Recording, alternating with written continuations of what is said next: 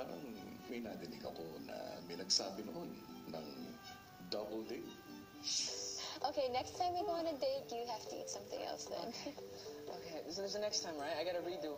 Because right now, I'm crying. Kasi sabi ni Edo, sinabi daw si Tila sa kanya, mag-date sila. Mag-double date po tayo. Sige, date tayo. Oo, sabi. Sige, gawin natin yan.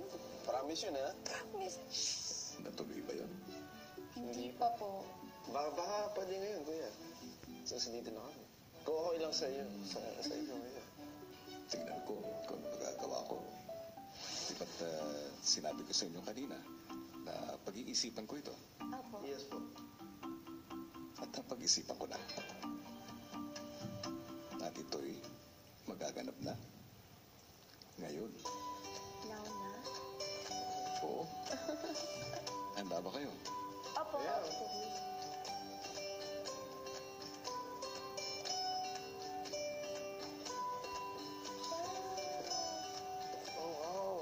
Cute. Oh my God, ang sarap. Oh my gosh. Oh my God, rice. Ow, my knees. Let's sit down and wait for them. Hindi ka malaway sa akin. Let's wait for them na. Ah, sige.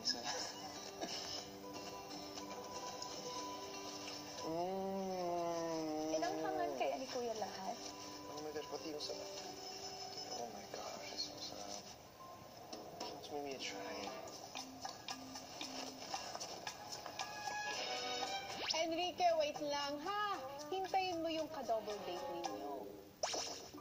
Meron akong isang magandang balita sa inyo. Sige, kuya. Naalala niyo ba nung huling bumisita dati? Sina Liza at saka si Enrique. Opo, Kuya. May nabanggit sila tungkol sa isang double date.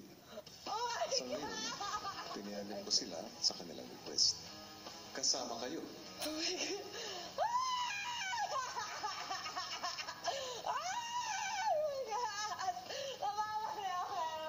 my God.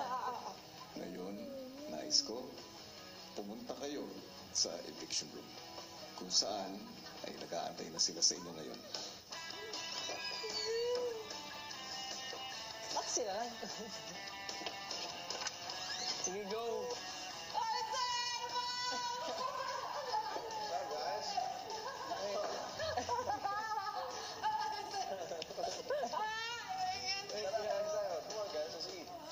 Abangan bukas. Meron lamang kayong 7 minuto para sa inyong double date. Ano? Enjoy.